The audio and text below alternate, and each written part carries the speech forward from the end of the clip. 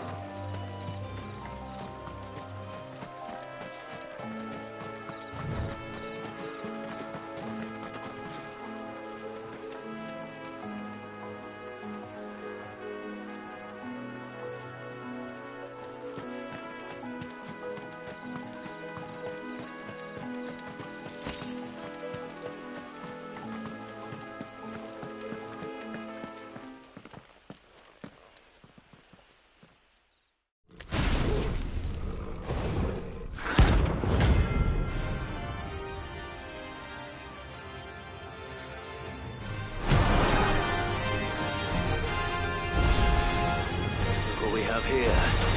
Greetings, Your Majesty.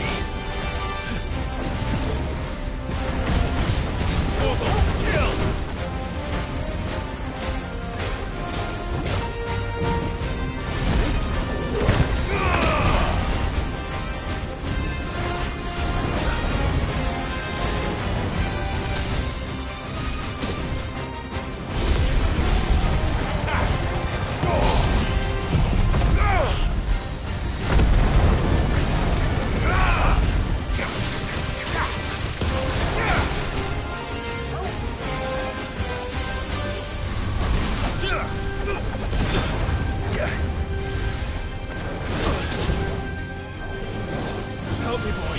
I'm hurt, Torgal.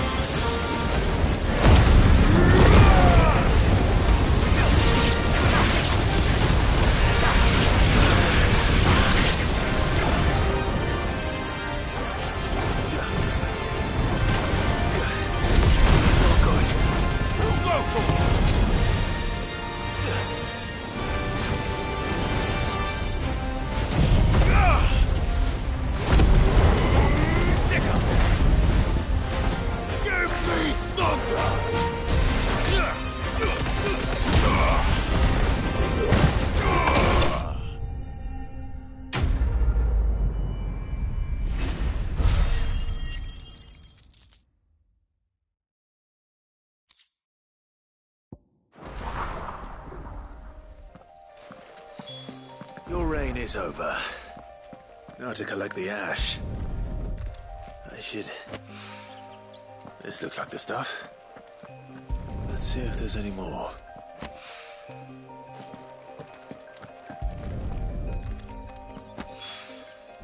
That should do it. If Hawaii needs more than this, he can fetch it himself.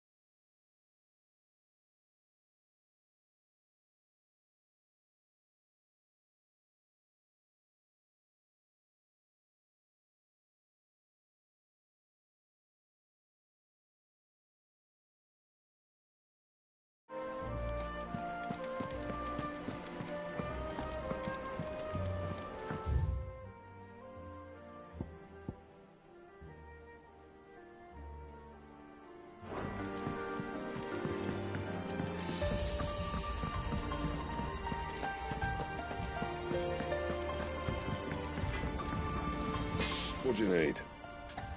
A Sanktfordian, do you? That it?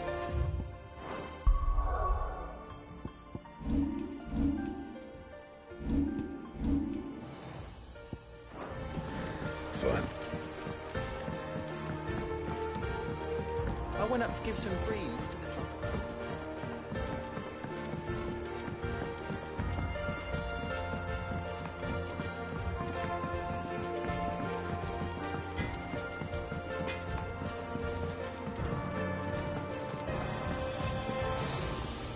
Welcome back, Sid.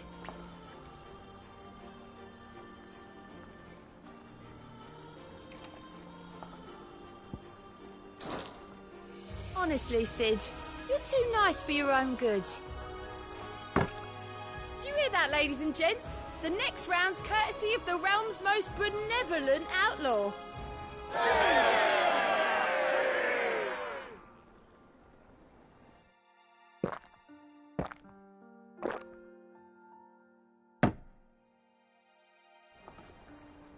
Oh, keep your mug handy. What can I get you, Sid?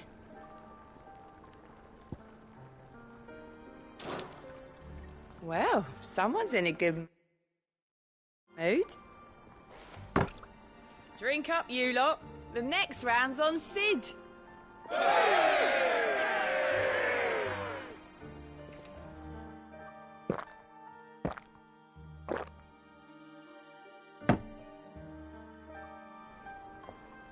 Oh, you're not leaving already, are you?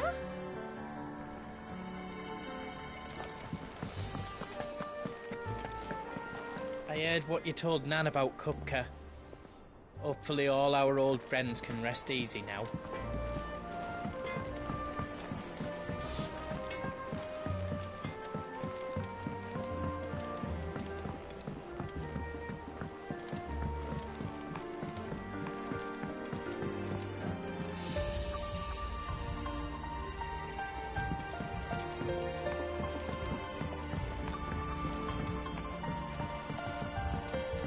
Wish I could take one of our birds for a ride.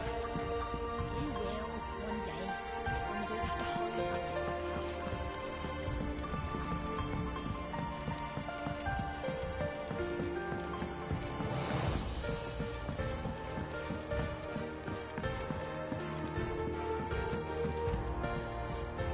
All right there, Sid? How's that hunt for the bomb ash going? I have it here.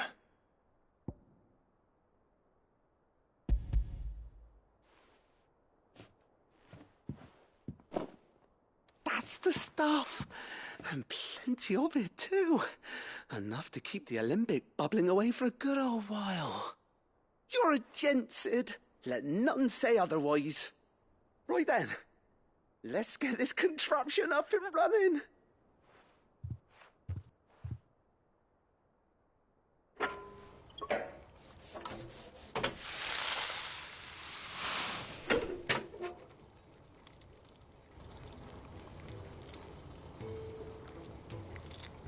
There we have it. The Telemon Alembic. And it works just like the chief said it would. Very impressive. Says the man who cut down a burning boulder.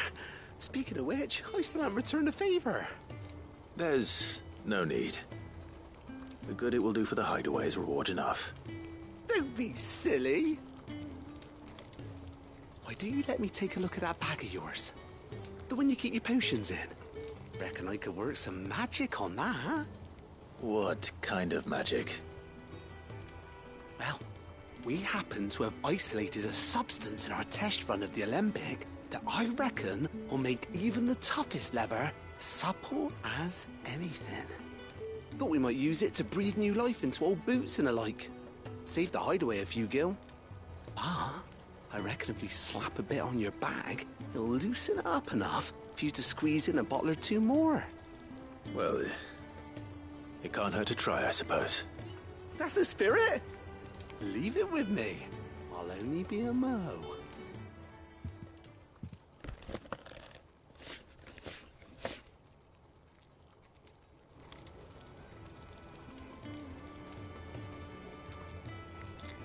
Well, what do you reckon?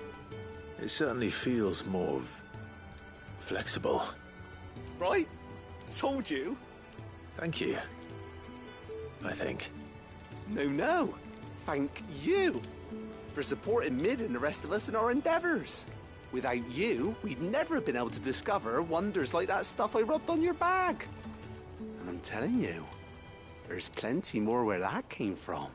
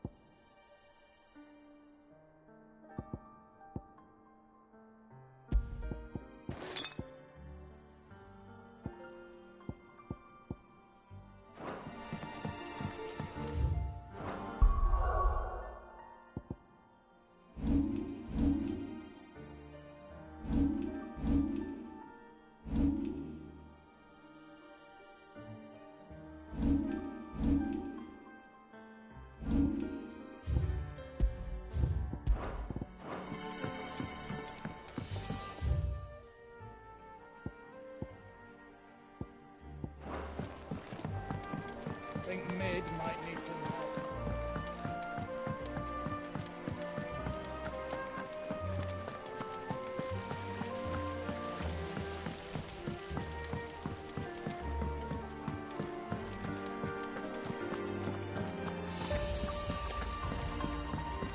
Mid told me she was building a ship.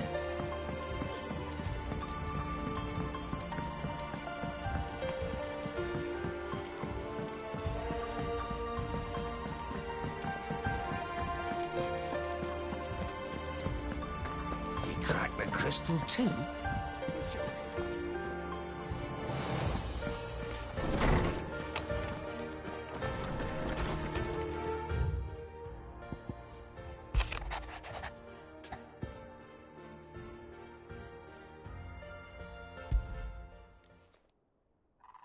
Hopefully it's nothing. But I should speak to Blackthorn just in case.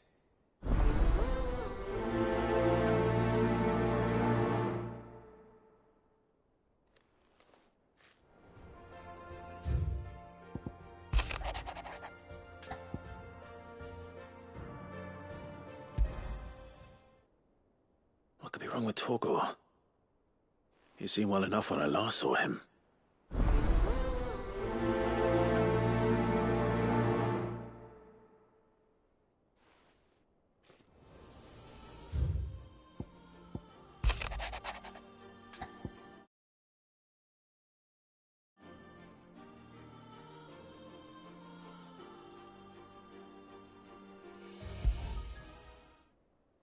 Trouble with the ledgers.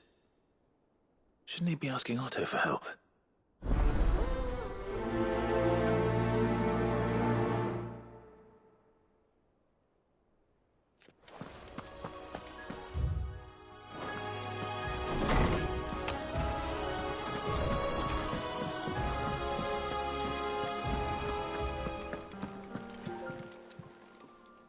I got your note. You think something's wrong with Torgor? So you can read. Congratulations. But I didn't say I were wrong with him. I said something weren't right. He's not been eating me treats. He used to love cracking the bones from Molly's boiled brown, but now he won't so much as look at them. Didn't like him.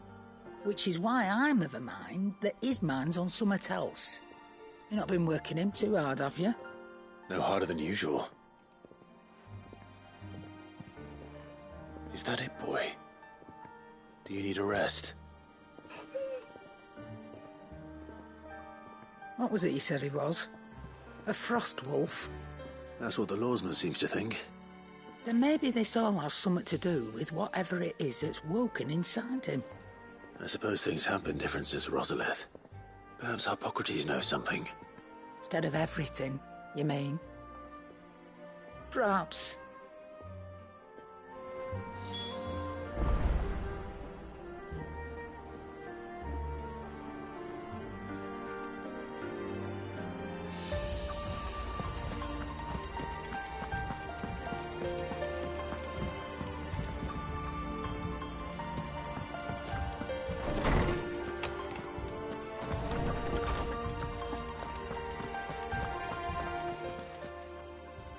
Lawsman, I need to ask you about Torgal.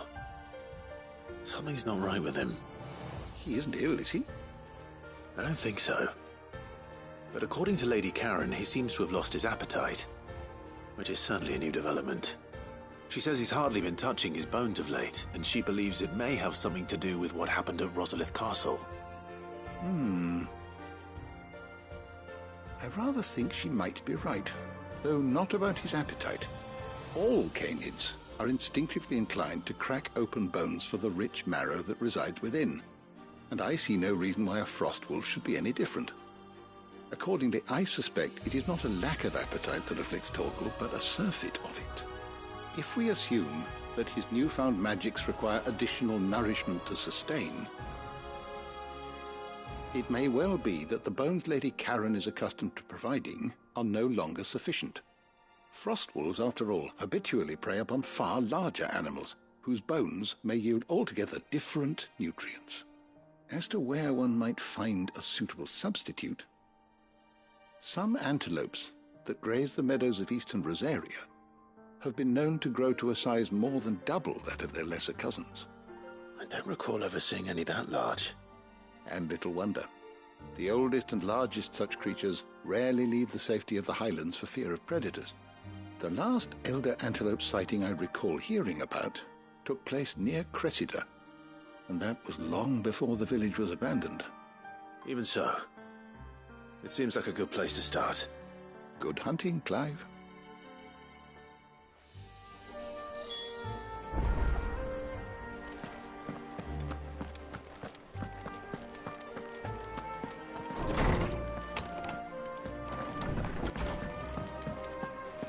The nobleman who visited.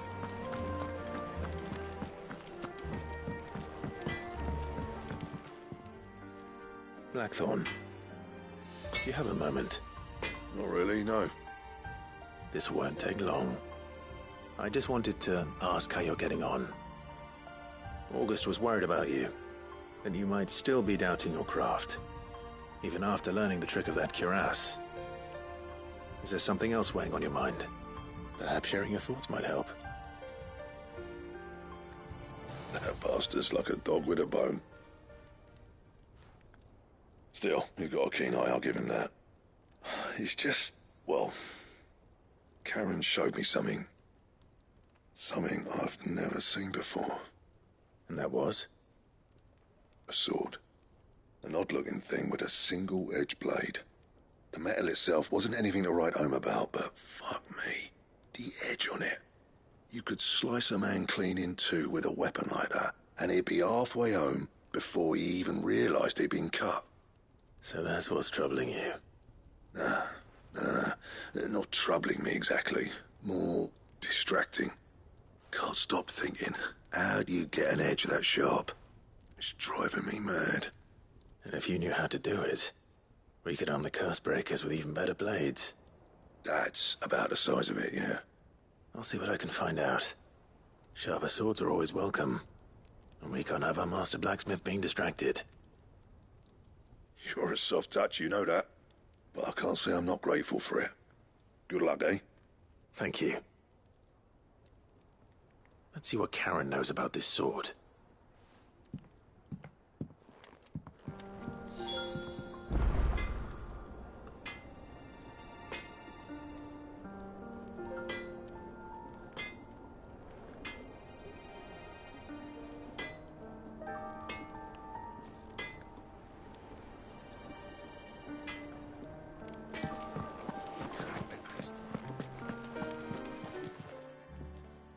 You're looking well, Karen. What do you want?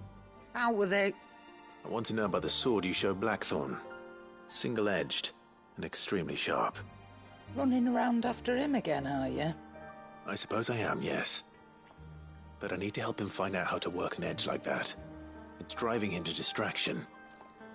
Little wonder, I suppose. There's not many like that make it as far as the twins, and those that do go straight into private collections. Which made it nice and easy finding a buyer. Can you tell me who bought it? Where is it now? You think I tell people who my clients are? Suppose you're not likely to go nicking him off me, are you now? Fine. If you stop mooning at me like that. Lord Ignac's the man you want. Dalmecian bloke. Collects weapons and the like. And he's got more money than sense, which is why he's one of my favourite clients. Reckon he'll still be at the inn in Dalamil, where I left him. Thank you, Karen.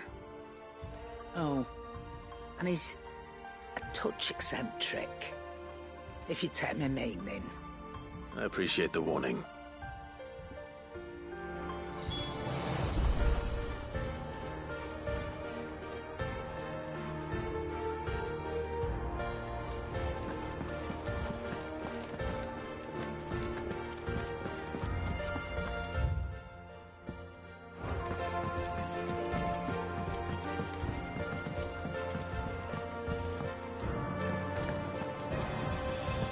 Is that the thing Tomes helped to build? Mid told me she was building a ship.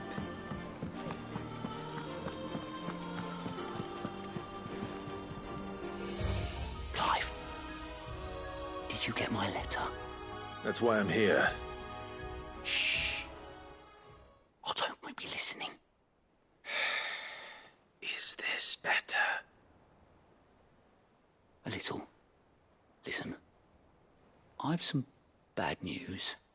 It turns out the hideaway may be slightly behind in its payment to certain lenders, and it's maybe my fault. But I swear to the goddess, I thought I had the numbers square. Sadly, that square turned out to be more of a circle. Zero, you might say.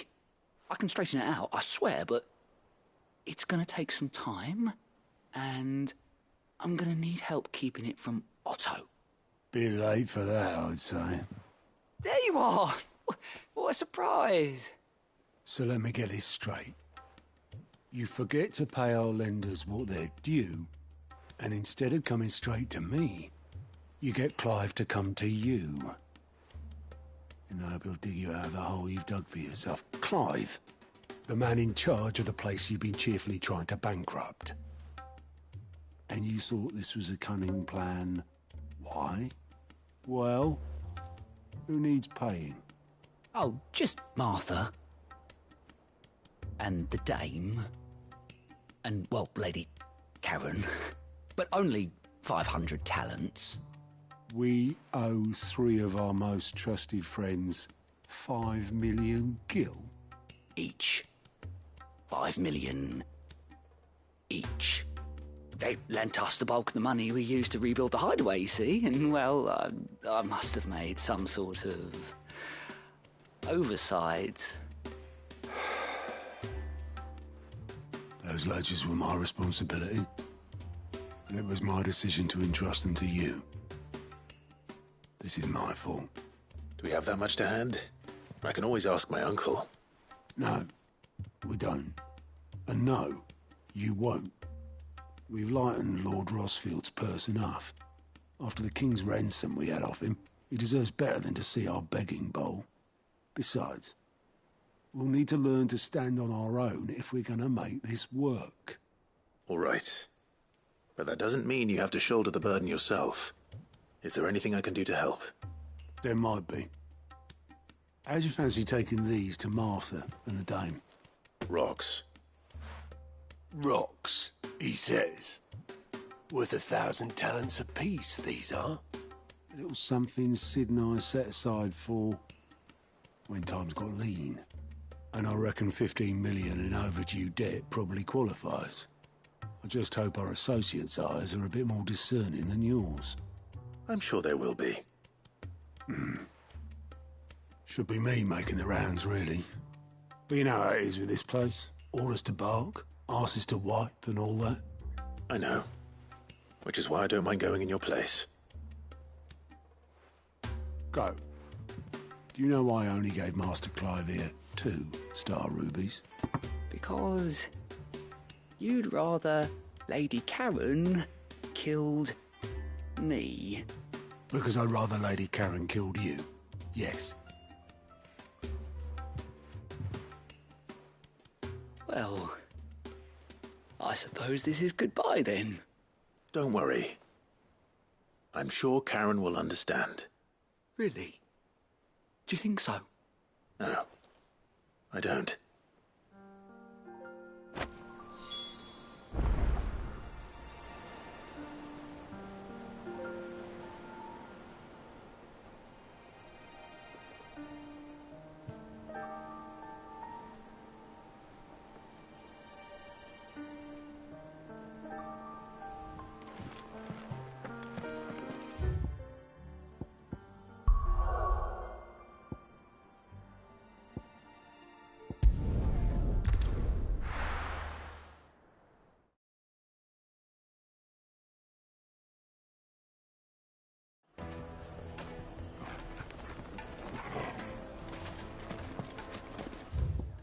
People take notice of wealthy men.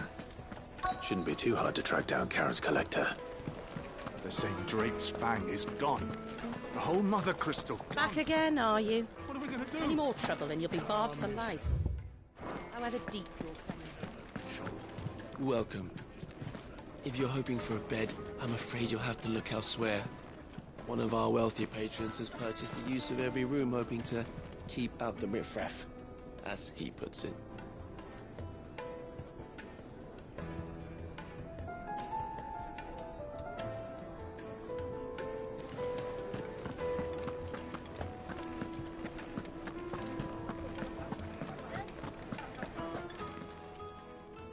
My reputation will be ruined! Ruined! Calm yourself, Lord Ignac, I beg of you, before you do yourself a mischief. Pardon the intrusion, but... Out! Get out! I paid for these rooms so I wouldn't be disturbed. Leave me be! Please, allow me to apologize. His lordship is going through a difficult time, and he's never been fond of guests arriving unannounced. Radim! Get rid of the filthy oaf this instant! Very good, Lord Ignac. Would you mind stepping outside for a moment?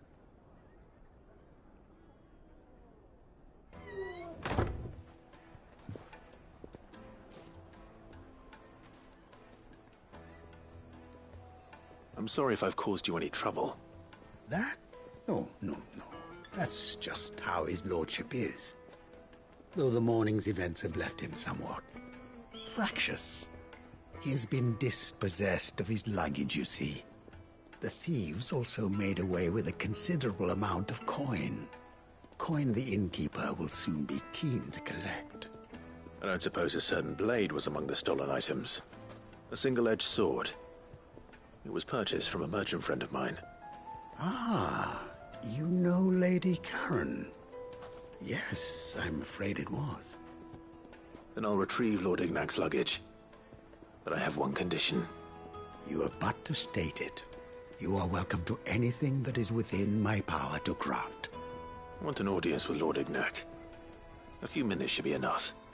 Then I'll be on my way. A condition I would be a fool to refuse. Of course, you shall have your audience. I don't suppose you saw where the thieves went. I did not, no. Though some discreet inquiries made on his lordship's behalf mean that I know where you might find them. The bandit's bed. Every ill-gotten coin in Dalamel is said to pass through that disreputable corner of the Valcroy. And that's where I'm heading. I shall speak to Lord Ignac in your absence, and arrange for an audience upon your triumphant return. That will be very kind of you. Farewell, and best of luck.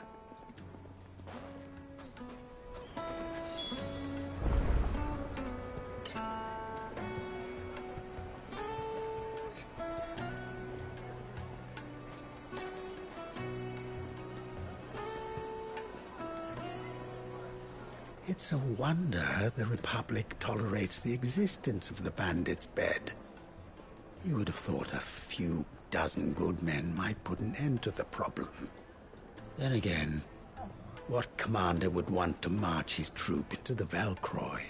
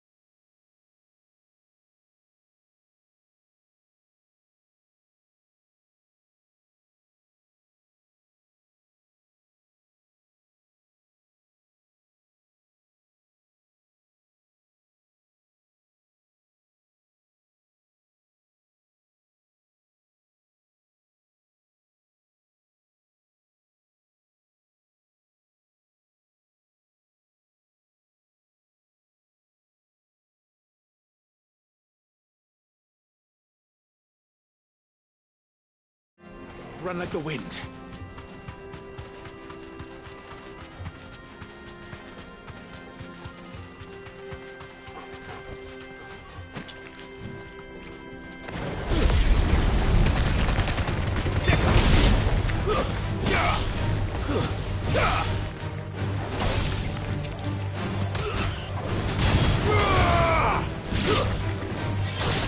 It's over.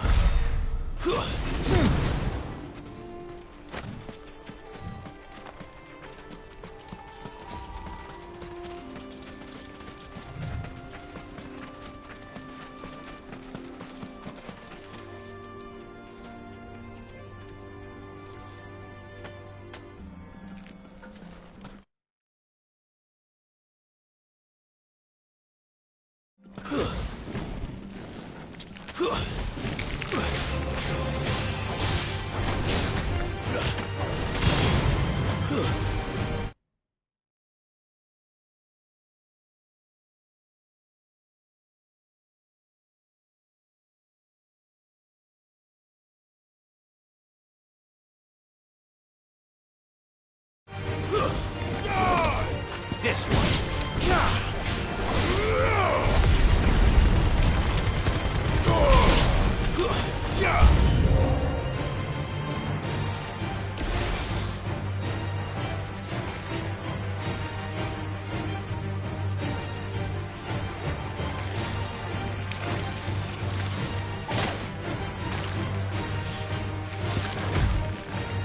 All yours, Torvald.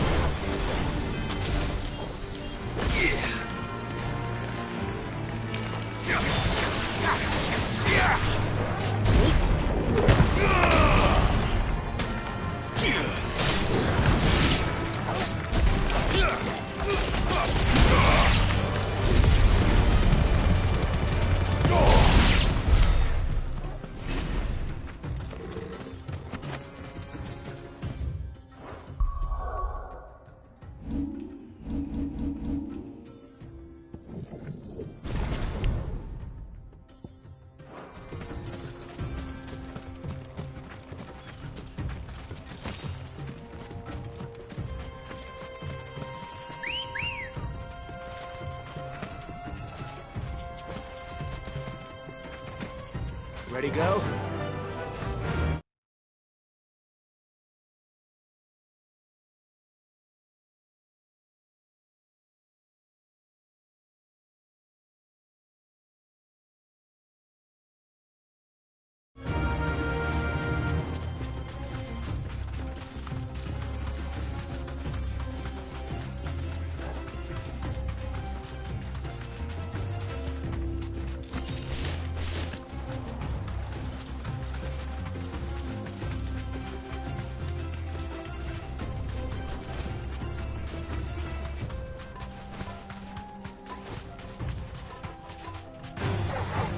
Thanks, Cal.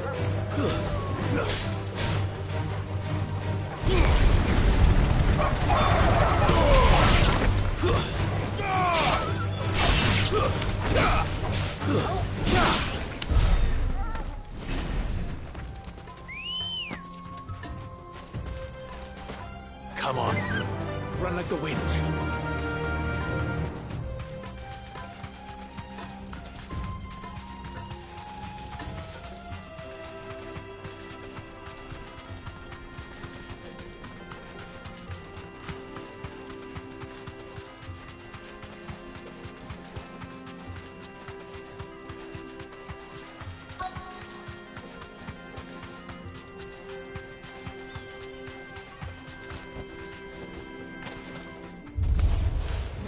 Got company! Come on, lads, let's tear the bastard's head off!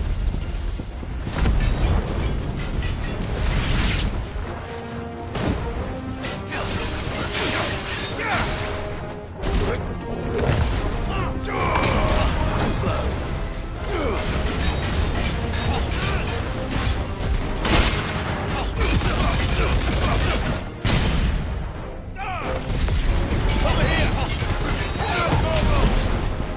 I've heard talk.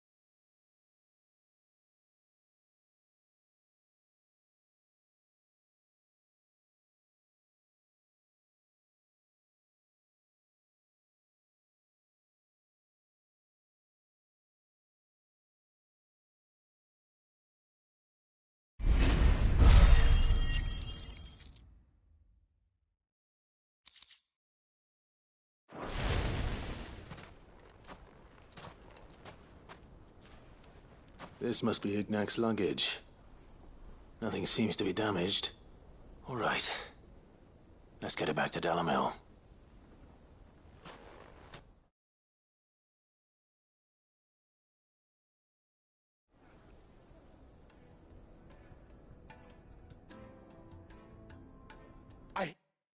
Here I have you to thank for the return of my effects.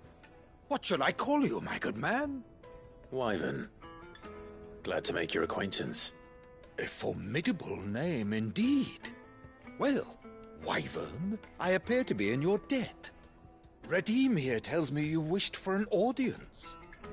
Is that all? A few moments of your time should suffice, yes. You're a peculiar fellow, Wyvern. All right, speak. Master Wyvern was wondering if you could tell him about a certain single-edged sword you recently acquired. Oh, a true work of art, that one. Karen drove me hard on the price, but I would have sold her Radim here to get my hands on that sword. It was made in the Outer Isles, far beyond the Twins, and is used exclusively by the practitioners of a unique school of swordsmanship. They believe no combat should ever exceed a single strike, and hone their blades to such perfection that none ever does. Each sword is made for that one perfect stroke, and for that stroke only. They crack upon a second blow. There's a brutal sort of beauty to it, really. But how do they hone such an edge? Fine question. Why, they use a whetstone, of course. Whetstones, rather. A whole array of them, ranging from the coarse to the fine. 10,000 licks with the sharpening stone, then 10,000 more.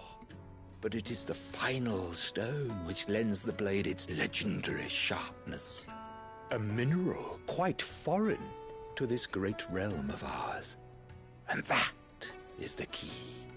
The secret ingredient. Wyvern, it occurs to me that my little lecture is hardly equal to services rendered. Take this, together with my regards. The very stone of which I spoke, far rarer among collectors than even the blade itself, and a far more fitting payment. Thank you. Pardon the intrusion, my lordship. However, it is long past time we prepared ourselves to depart. So it is.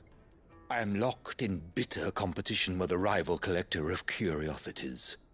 I am one step ahead of the unscrupulous scoundrel, but he is hard at my heels. Are there many other collectors out there? Too many to count, but only one do I consider my nemesis. Lord Byron Rosfield, and is a perennial thorn in my side. I can imagine. Farewell, Wyvern. May our paths cross again. Radim, we mustn't dawdle.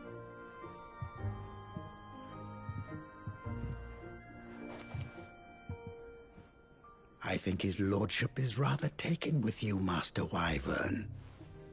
Thank you again for your assistance. Coming, my lordship. I'll be right there.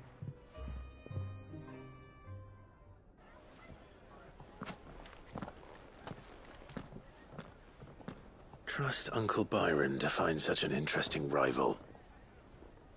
Now, let's see what Blackthorn makes of this whetstone, shall we?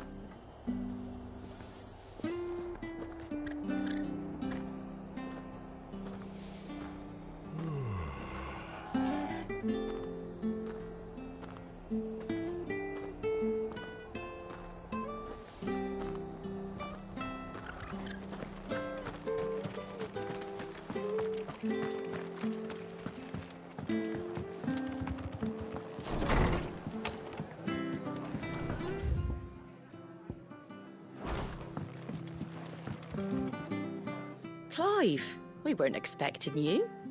I wasn't expecting to be here, but it seems we still owe you a considerable amount of coin for your help with our rebuilding efforts. And though I doubt it's what you were expecting, we were hoping you'd take this as payment.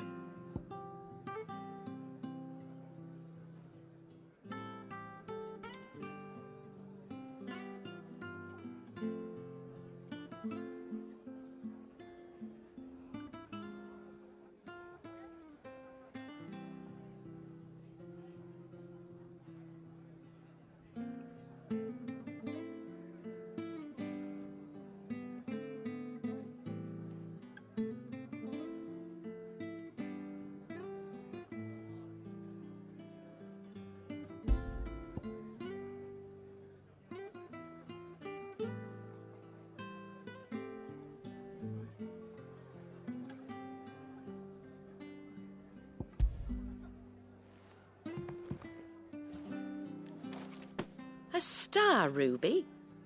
I can't accept this. It's worth at least twice what you owe me. More if you can find yourself the right buyer. Think of the difference as interest. Interest? If word got out I charged that much, no one would ever borrow from me again. Anyway, why are you the one here asking me about this? I'd have expected Otto. Bit much sending the Lord Marquis out to settle your debts, isn't it? The old goat working himself to death again? Something like that. Most days I think he's the only reason the hideaway's still standing. Same as always, eh? Back when the place was nothing but a twinkle in the eye of a recently retired Lord Commander, word is he was the first one Sid reached out to. Probably knew that without his strong arm and level head, the idea would never get off the ground. Sid may have been the face of the hideaway, but Otto's always been the backbone. And when Sid passed away, we were all worried that would be the end of it. That Otto would just give up. His death was hard on everyone. But it must have hit Otto hardest of all. But he didn't give up, did he? Quite the opposite, in fact. If I recall, he was the one who nominated you as Sid's replacement, and rallied the rest around you. I reckon what he saw in Sid, he saw in you too. And don't we all? Doesn't hurt that you're half as stubborn and twice as handsome, neither. That, and you keep good company. I suppose I do.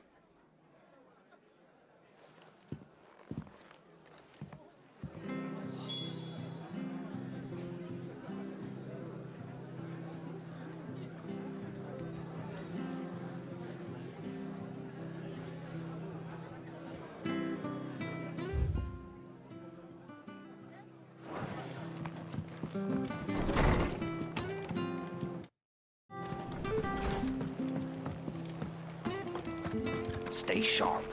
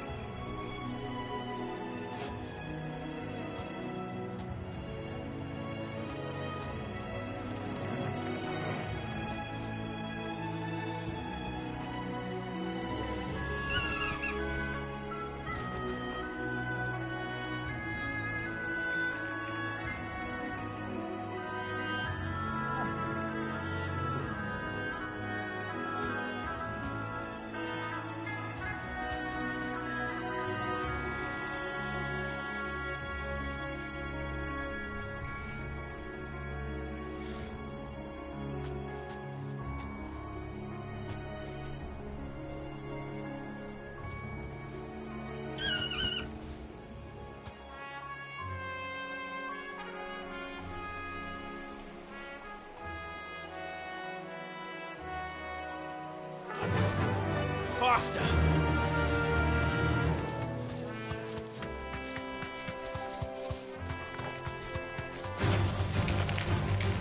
You deserve a rest.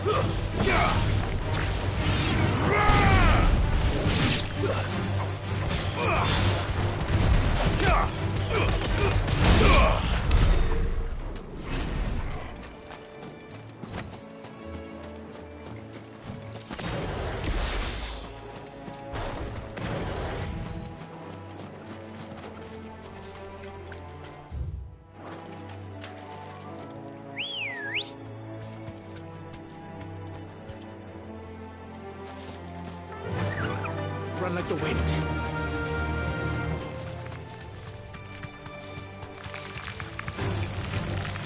Be safe.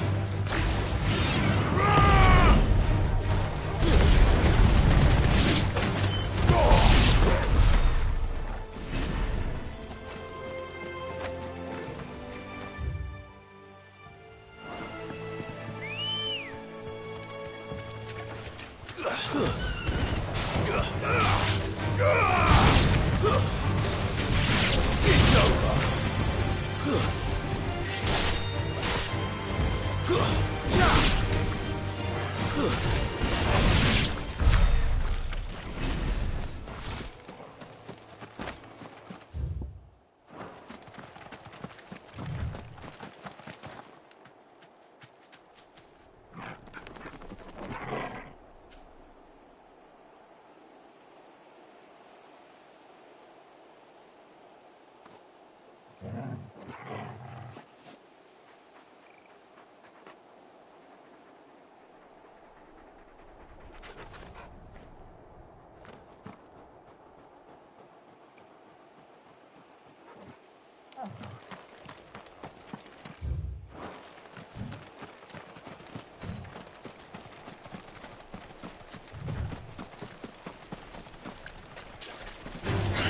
Time to fight.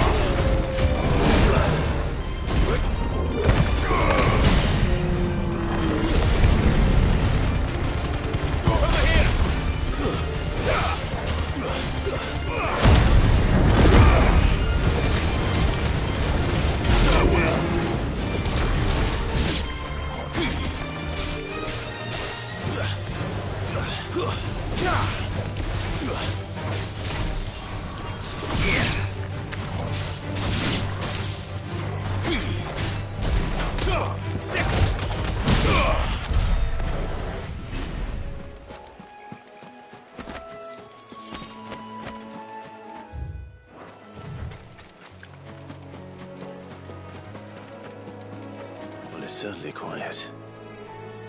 If I were a giant antelope, it would seem like just the place.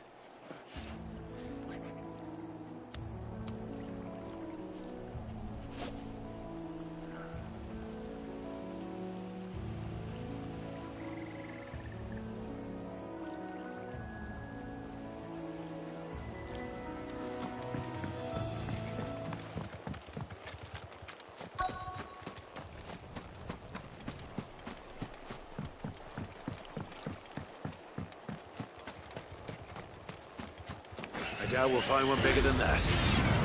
Hungry, Torgal?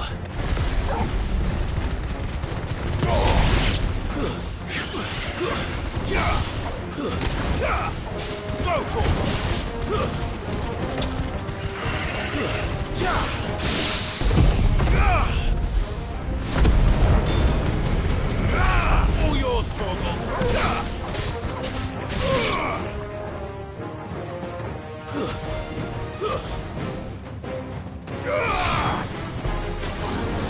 Over here!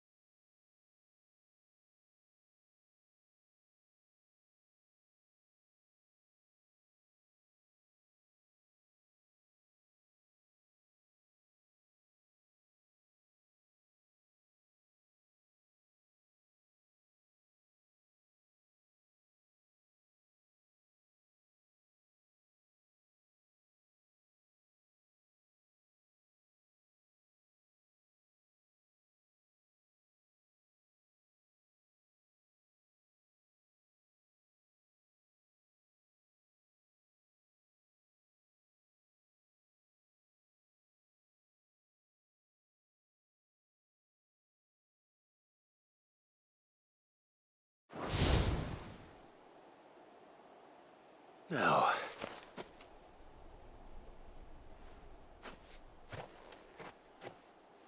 will it be enough, I wonder?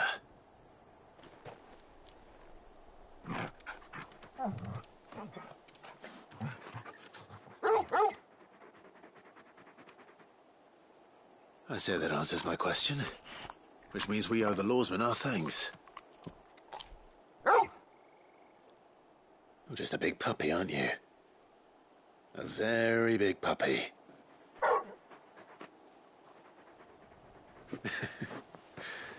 You do know you can take that with you, Torgal. Lady Karen will be relieved to hear you've got your appetite back. Come on, boy.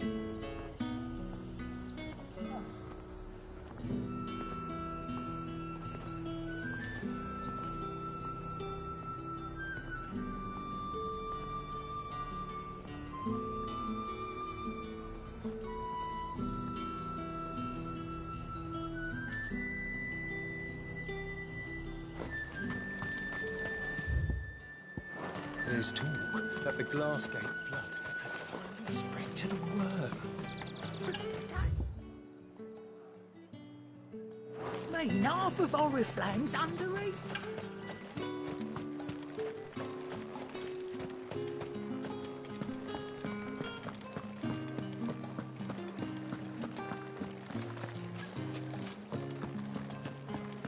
Did you hear?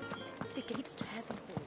I want to see you again tonight. What am I going to do without Sweetwater and oil of talc? Still no... Milady, I come bearing gifts. Gifts? Whatever is the occasion.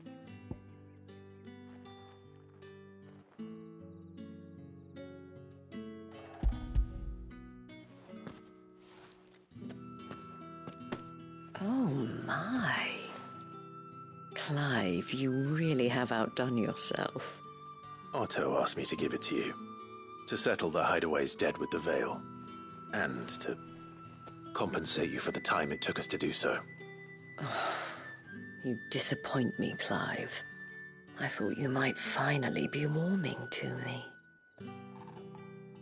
Tell Otto he can keep his baubles. I tried to tell him as much the first time around. The man owes me nothing, nor does the Hideaway. My contribution to the restoration effort was made freely and willingly. It was the least I could do. You once told me Sid did you a kindness. I'd like to do the same. Please, accept it. For my sake. And for Otto's. For all of us. For all you've done. It is rather fetching, isn't it? Very well. Otto is lucky to have you, Clive. I doubt anything could ever replace his son. But you and the others at the Hideaway are the closest thing he has to family. Otto had a son. Long ago, yes. Sid told me Otto lost him when he was just a boy, and blamed himself for not being able to stop it. I don't know how it happened, whether there was anything he could have done, but it was clear that it weighed heavily on him. I didn't know. How could you have? I doubt anyone did. Besides Sid, I've never met a man more keen to bear his sorrows in stoic silence. An ill habit, given that both have always been surrounded by friends desperate to help them. I'm beginning to see that.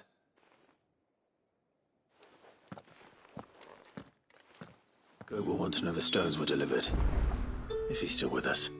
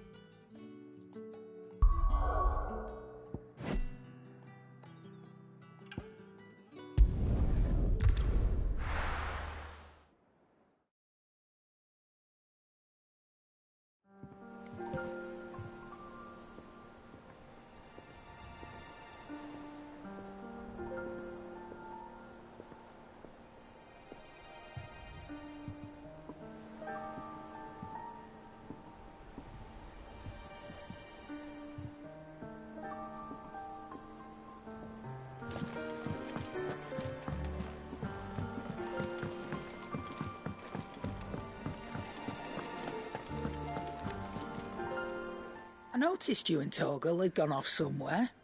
Take him for a walk, did you? You could say that.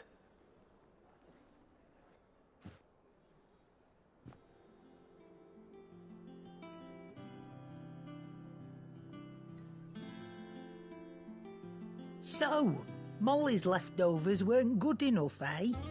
That'll teach me for treating you like you're still a pup. All right, no need to shout. Now we know what you're after, I can see about getting some in. Speaking of which, I brought one for later. Can I leave it with you?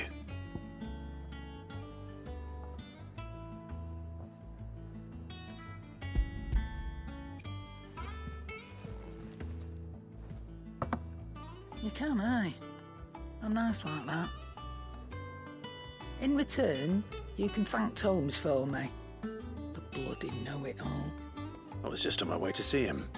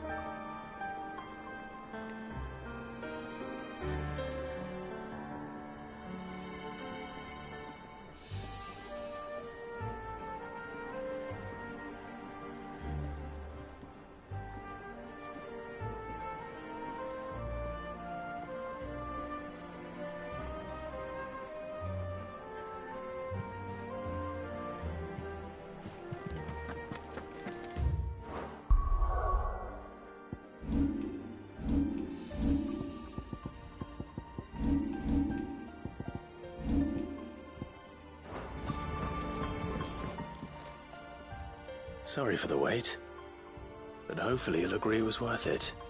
You learned something about that sword, then? I did better than that.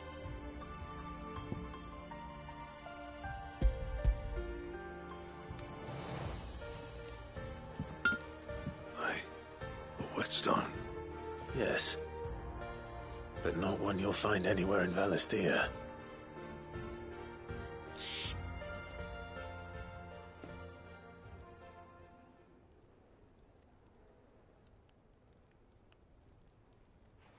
No wonder I couldn't get the same finish on the grinding wheel.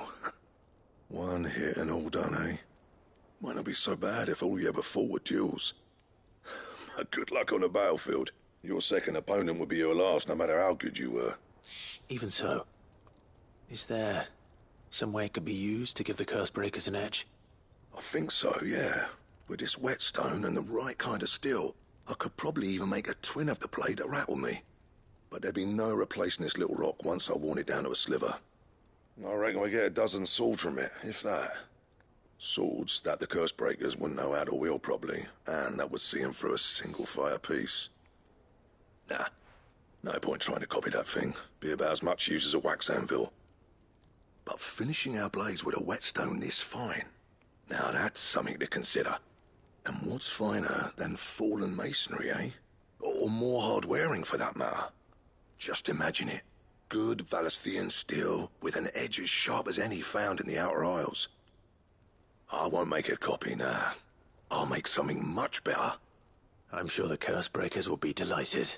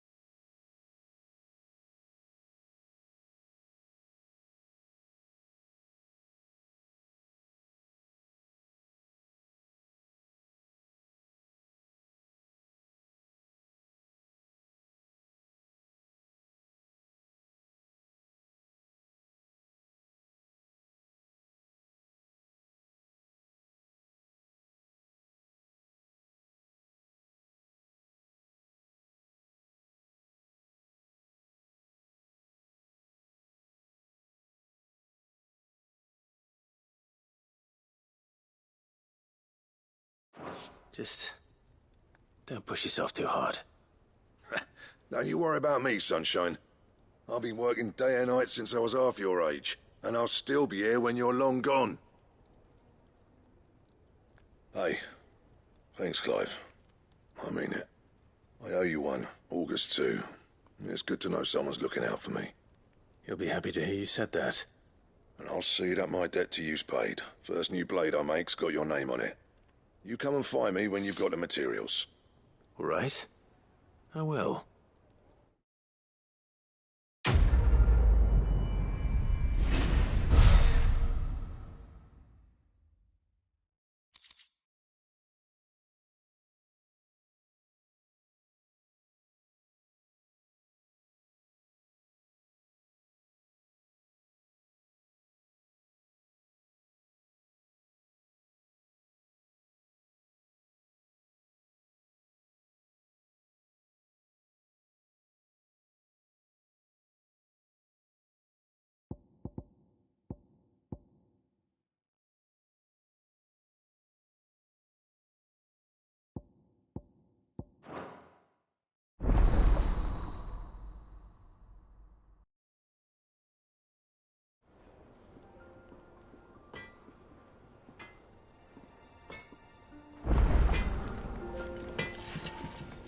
Clive?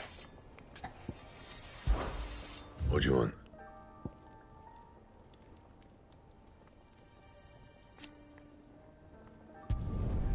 Should last you a good while.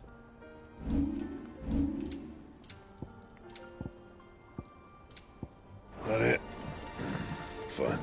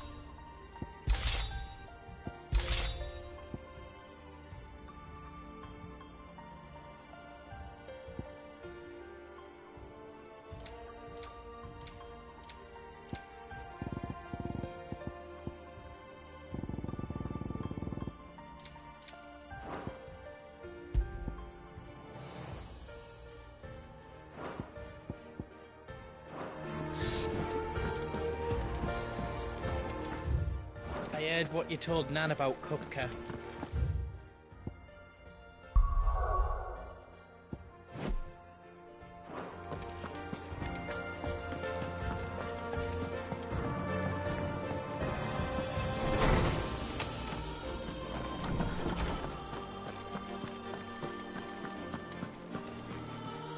Ah, Clive. Were you able to locate your quarry? We were indeed, Lawsman. You pointed us in exactly the right direction. And Torgal's been a very happy hound ever since. Very good, very good. Lady Karen sends her thanks, by the way, for your part in solving the mystery. Ah. But that reminds me. After your last visit, I found myself pondering Torgal's talents. Do you recall our conversation concerning Lady Jill's role in Torgal's transformation? About how she somehow woke the power within him. Precisely that. A reasonable conclusion, I thought, but one which raised certain questions in my mind.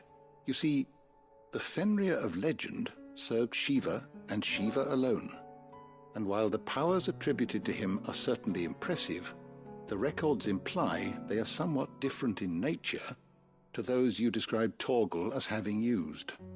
What are you suggesting? That Torgal may be the beneficiary of more than one icon's power. Consider that in addition to Lady Jill, he has served as a loyal companion to you, your brother, and even the late Cid. In short, the icons hitherto near at hand, or should I say at paw, have been diverse and plenty. and that number has only grown as the realm's dominance have fallen to your sword. One can but speculate as to how all of this has affected Torgal. He has seemed more fierce of late. And if I am not mistaken, he will grow fiercer still. We are fortunate indeed to be able to count him amongst our allies and not our adversaries. Oh, he's more than an ally. He's a friend.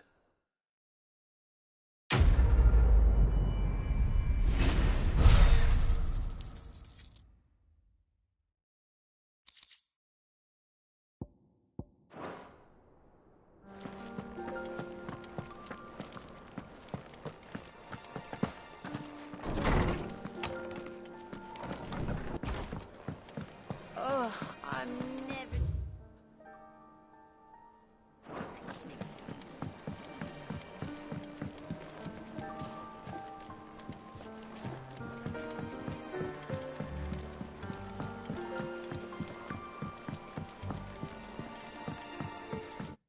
Mid told me she was building a ship. Is that you done, then? Mid's not roped you into building the rest of the boat, has she?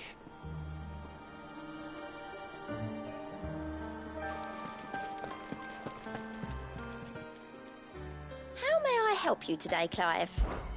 Come to claim your just desserts? All yours. Best of luck out there, Sid. Goat. Still alive, I see. So Lady Karen accepted the ruby. Ah, about that. I tried my best, but she was just too stubborn to take it. She threw it right back in my face, in fact, and told me I could stick my stupid stone where the sun don't shine. Karen refused payment. I hope it wasn't something I said. I'm sure you were as tactful as ever.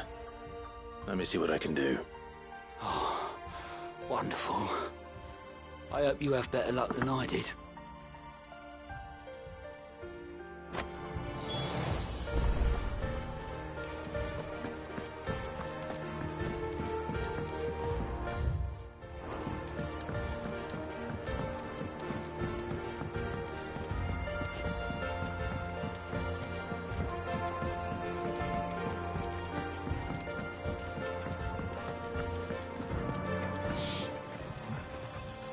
Lady Karen, Goat tells me you weren't happy with our offer. Would you prefer the debt was repaid in coin? What debt?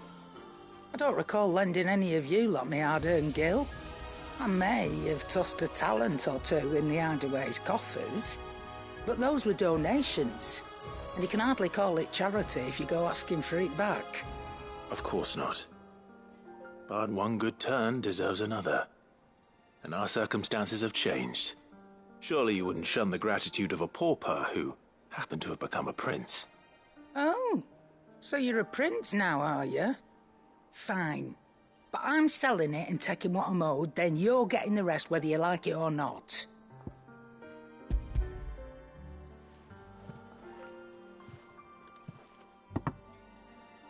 Where'd you even get this? A decent trader might nab 1,000 talents for a star ruby.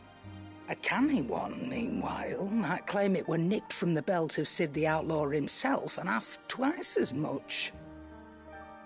Might be I already have a buyer in mind. Might be you even know her. A fine continental maid whose beauty's only eclipsed by a guile in commerce. You wouldn't mind, would you? Not at all. Just be sure to tell her that it's always a pleasure doing business.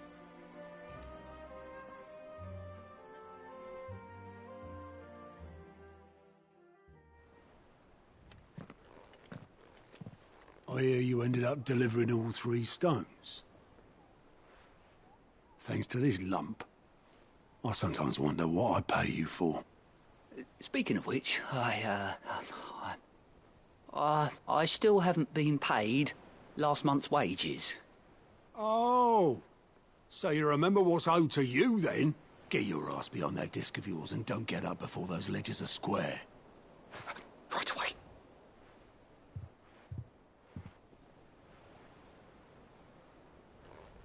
I've seen that before. You have, yeah. Plenty of times.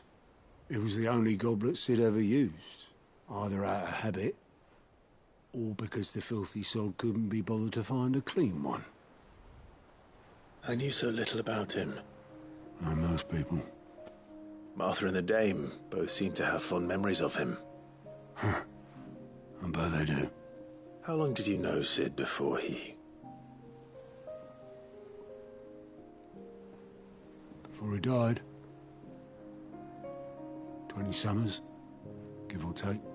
Back in the day, I was a purser on a trade ship, which is where I met him. He bought passage to... I forget where.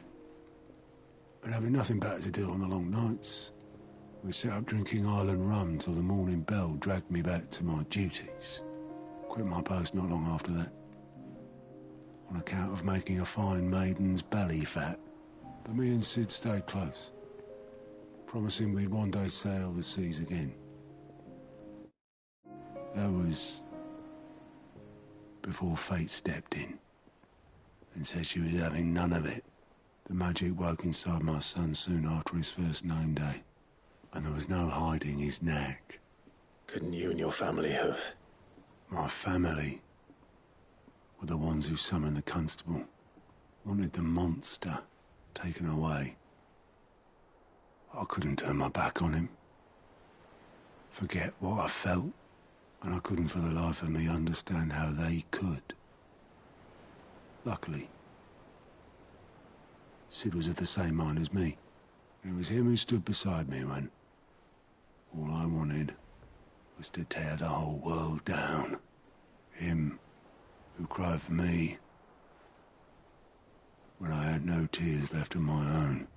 Him who swore he'd do everything he could to stop it from happening again.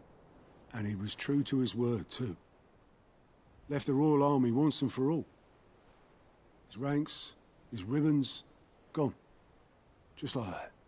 Threw away everything he had. All to right a wrong that no one else had the courage to face. I knew then I'd follow that man to the ends of the earth.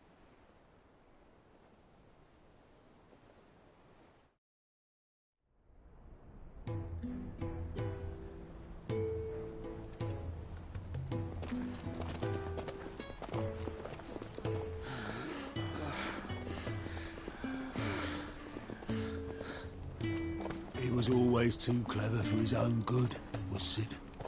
Saw the world for what it really was, while the rest of us were content to go along with the lie we were shown. And it can't have been easy, bearing that burden alone.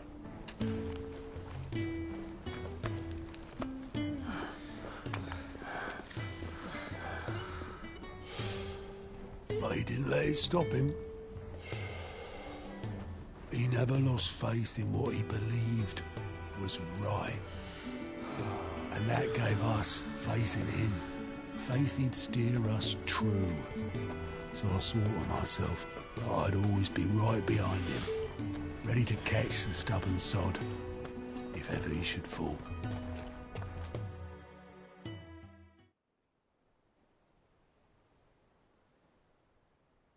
But I couldn't even do that.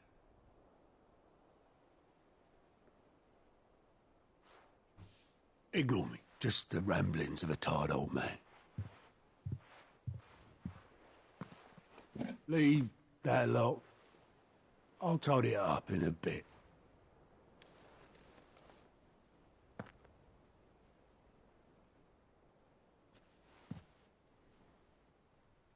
This is Sid's handwriting.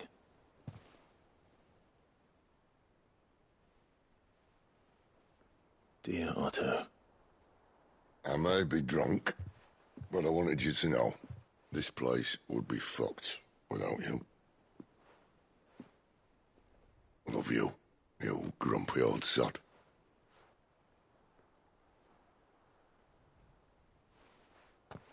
This note. Hmm? What about it? Sid was right. Without you, we'd all be lost.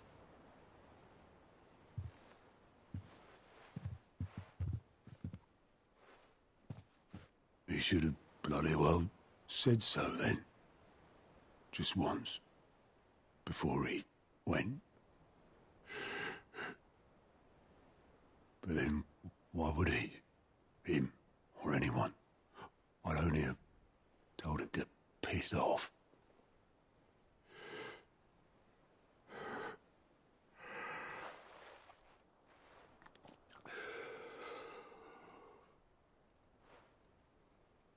You're wrong, though. Both of you. It was never just me keeping the hideaway afloat. It was all of us. I just shoved people in the right direction. I barely seem to be able to do that anymore.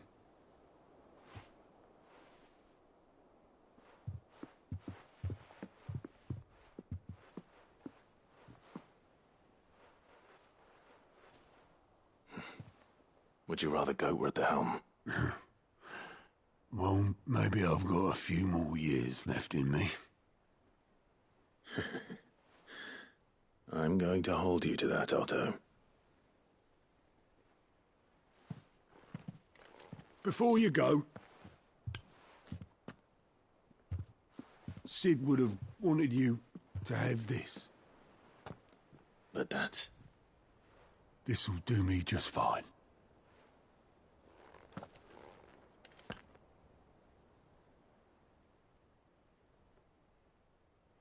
Thanks for the ray of sunshine. I'll see if I can't pay you back.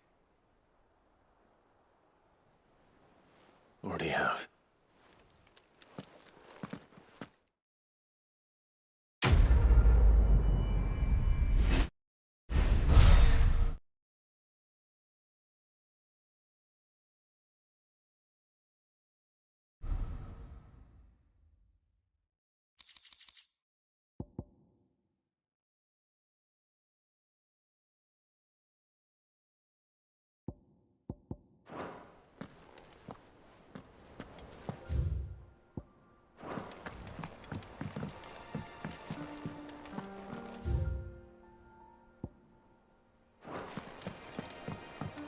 Mid told me she was building a ship.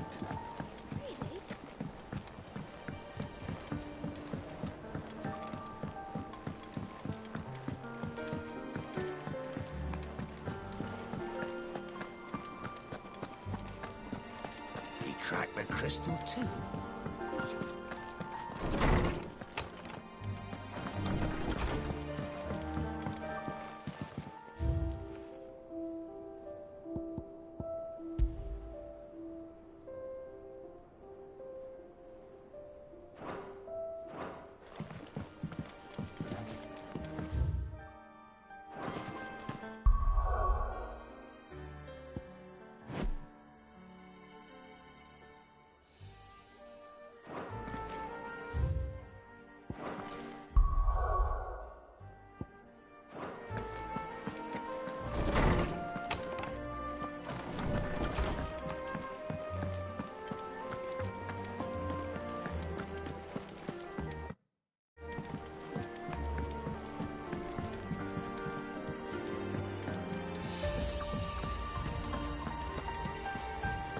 Is that the thing Tomes helped with?